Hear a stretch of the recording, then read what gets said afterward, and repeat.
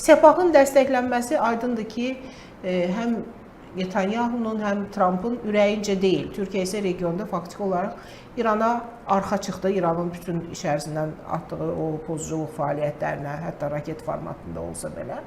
Türkiyə çox amiranə davrandı region təhlükəsizliyi ilə bağlı.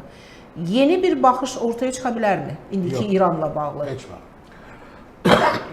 Bəzi dostlarımız, ekspertlər xaricdə deyirlər ki, Türkiyədə hakimiyyət dəyişəndən sonra CHP gəlsə, hakimiyyət dəyişəcək mümkün deyil. Məsələ heç də ingilislərin deep state, Anadolu türklərinin dərin dövlət dedikləri məsələ deyil. Türkiyəyə zəif İran lazım deyil. İsrail bu dəqiqə ekspansiyonist siyasət yürüdür. İsrail cəmisi 10 milyon əhalisi var və onun bütün iqtisadiyyatı bütünlüklə ABŞ-a bağlıdır. İsrail milli valyutası şekil ABŞ şirkətləri vasitəsilə onun kursu müəyyənləşir. İsrail Mərkəzi Bankının faiz stavkası belə ABŞ-da bondların, qiymətli kağızların qoyulduğu şirkətlərin FTSE 100 və yaxud da Standard & Poor 500 indekslərinə uyğun müəyyənləşir. Yəni İsrail çox deyə bilər, mən müstəqil dövlətəm, müstəqil dövlət deyil. ABŞ-da 52-ci ştatıdır. Amma bu 52-ci ştat öz kölgəsinə baxır, kölgə böyük olur axı, özünü böyük sayır. Və başlayır ABŞ-a ağıl öyrətməyə və bu da ABŞ-ı təbdən çıxarır. Bilirsiniz, Rusiyanın diktatoru Vladimir Putin hərdən deyir, BRICS ölkələri belə getdi, qlobal cənub belə getdi. İndi Fikrət mənim qabağımda oturub, bu mənə heç vaxt imkan verməz maliyyə məsələlərində zərrə qədər səhv edim. Dünya iqtisadiyyatında, demirəm, çox sadə danışıram. Dünyadakı bütün pul kütləsinin cəmi 1,5%-ni Rusiya hakimliyi edir. Amerika üçün bu 26'dan %35%'dir. Çin üçün 16'dan %37%'dir. Yəni Britaniya 3,5%, Almaniya nə qaz çıxarır, nə neft çıxarır, qazı da alır, nefti də alır, amma 3,7%'dir. 1,5% iqtisadiyyat Rusiyadadır. Bütün BRICS ölkələrində 23%'dir. Amerikadan da azdır. Pul kütləsi. Hansı qarşıdurma, hansı çox qütblü dünyadan bunlar danışırlar. Amerika Birləşmiş Ştatları heç nə etməsə, patentlərin istifadəsinə yasaq qoysa, Rusiya bir dövlət kimi məhv olub gedər. Bilirsiniz, İsrail də Rusiyanın yaxın şərqdəki əlaltısıdır. İsrail iki qüvvə arasında həmişə var gəl edib. Çünki 1948-ci ildə İsrailin yaradılmasına ən böyük dəstəyi Sovet İttifaqı verib. Stalin. Bəli. Çünki o vaxtları əvvəlcə Afrikada, Ekvatorial Gvineyada, sonra Madagaskarda, sonra digər yerlərdə İsraili qurmaq istəyirdilər. Sonra yaxşı bir mif fikirləşdilər. Sən də Tanrının vəd etdiyi torpaqmış, bla bla bla bla. Ondan belə çıxır ki, Monqollar Viyanaya hakim olmalıdır. Çingiz xan gəlib Viyananı tutmuşdu. Ya Kiyevə deməli ki, bizim şəhərdir. Vaxtilə Cüçi və Subutayın noyonları, tümənləri oradaydılar. Sözüm onda deyil. Burada məsələ budur ki, İsrail bu dəqiqə odla oynayır. Sözün əsl mənasıdır. Birincisi, o deyir ki, biz ərəb ölkələrinə münasibətləri yaxşılaşdıracaq. Heç bir ərəb ölkəsində cəmiyyət İsrailə normal baxmır. Və İsraildə də heç bir normal, adekvat Yahudi ərəblərə sona qədər inanmaz, inanması da mümkün deyil. Bu yalandır. İsrail ərəb ölkələrini idarə etmək və bu minvalla yaxın şərqdə hegemon mövqe tutmaq istəyir. Məhz bu səbəbdən ABŞ-dakı respublikaçılar Make America Great Again, yəni MAGA hərəkatının liderləri bu dəqiqə anti-İsrail mövqelərindən çıxış edirlər. İsrailin əlində bir silah var. Kim onu tənqid edir, dərhal deyirsən antisemitsən. Heç dəxli yoxdur. Və ona görə də Türkiyənin tutduğu mövqe tamamilə səbatlıdır. Türkiyənin İrana görə mövqeyi dəyişməməlidir. Bəli, İranda klerikal mollokratiya rejimidir. Bəli, türklərə divan tutur. Bəli, insan haqlarını heçə sayır. Tamamilə razıyam. Səudiyyə Ərəbistanda fərqli mənzərədir. Yox, qətiyyən. Kanadada, Britaniyada fərqli mənzərədir.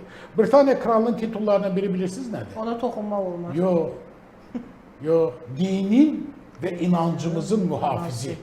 Necə? Səudiyyə Ərəbistanının kralının titullarından biri Məkkə və Mədinənin qapıçısı. Yəni mühafizi. Yəni İsrail İranın astar üzüdür.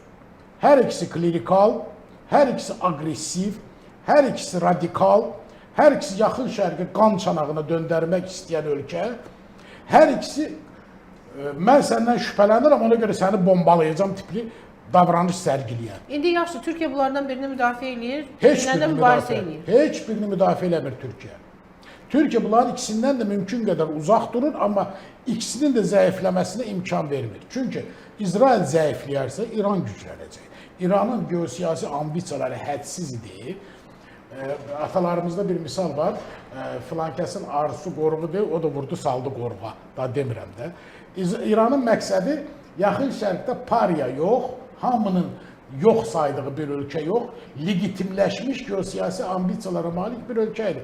Bunu da kim elədi? Ağay Trump. İran yatsa yuxusuna belə girməzdi bu cür hədiyyələr. Birinci hədiyyə Livan. Dağılmışdı İran var idi. Yox, dağılmışı qoyuram kənara. Mən geosiyasi məsələlərdən daha. Livan məsələsində İran tərəf oldu. Livanın taleyini idarə edən ölkələrdən biri. Hörmüz məsələsində İran tərəf oldu. Yatsa yuxusuna belə girməzdi. Politik silahı var. Bəli, bəli.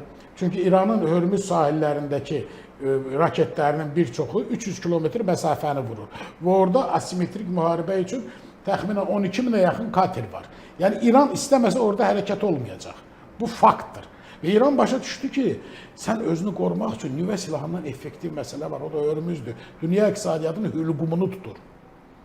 Və ona görə də Türkiyənin davranışı normal. Türkiyə niyə İsraili dəstəkləməlidir? Və bir də bayaqlara dostlar yazırlar, Azərbaycan bəyanat verməlidir. Biz niyə bəyanat veririk? Bizə nə düşür? Bəyanatı artıq vermişik. Yox, biz də qətiyyətlə pisləməliyik. Niyə? Konfutsiyonun bir sözü var ki, iki nəfər səhv hərəkət edəndə qarışma. Qoy bir-birini zəiflətsinlər. İsrail İran bir-birini didirlər. Qoy didsinlər, qoy ikisi də zəifləsin. Biz niyə olar amma bu pis işlərinə mane olub deməli, yox, siz səhv edirsiniz, eləmir. Erməni soyqırımının tanınması məsələsindən gedir. Tanısın da, 32 dövlət tanıdı, nə dəyişdi? Birinci tanıyan Uruqvay idi.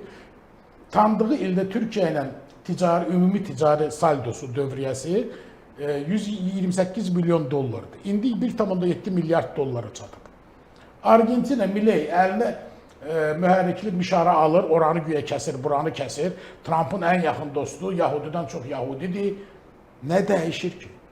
Türkiyənin, deyirsiniz, sanksiyalar olacaq. Əzizlər, Türkiyəyə sanksiya tətbiq eləmək mümkün deyil.